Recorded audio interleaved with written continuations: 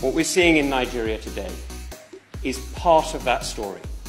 It's a tragedy that we are watching. It's a tragedy that we are all witnessing, because as we see things falling apart, the pressure this time is not foreign colonialism, forgive me. The pressure instead is corruption and violence and attempts at control. And that's why I totally agree with my honourable friend, the member for Edmonton. We need to call out the corruption. We need to use the powers that we have in this country to stop those who are profiting from the wealth of that great nation and hiding it here. Now, some people will remember when General Gowon left Nigeria with half the central bank, so it is said, and moved to London. We know that today, even now, in this great city of ours, there are, sadly, some people who have taken from the Nigerian people and hidden their ill-gotten gains here.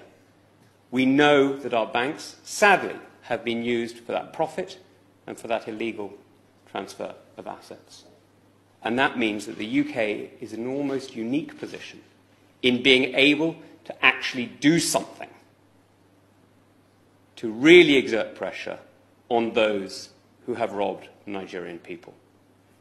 Now, this puts a particular onus on the Minister, and I know my right honourable friend knows it, that using Magnitsky sanctions today isn't just about protecting Nigeria, although it is. It's not just about respecting Nigerian young people who have been robbed and murdered by these SARS units. It's actually about protecting the United Kingdom. Because what happens in Nigeria matters fundamentally to us here. This is the third country of the Commonwealth. This is a country of 200 million people. It is going to be the great economic powerhouse of Africa and one of the great economic powerhouses of the world.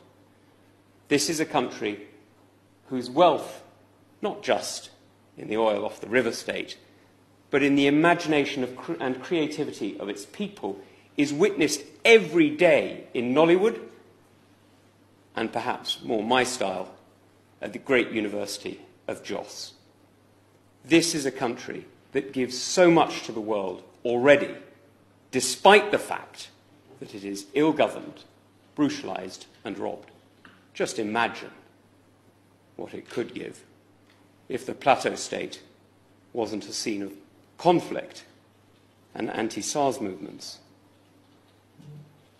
but instead was the global centre of learning that it really, truly could be, and indeed was up until the 1960s. So look, this is an opportunity for the UK to do something real, not just in the interest of Nigerians, though it would be, not just in the interest of Africans, though it would be that too, but fundamentally in the interests of the British people. This is a moment when these petitioners have got it absolutely right. They are not just arguing for the rights of young Nigerians who are claiming their own rights. They are arguing for the rights of Democrats, of free people,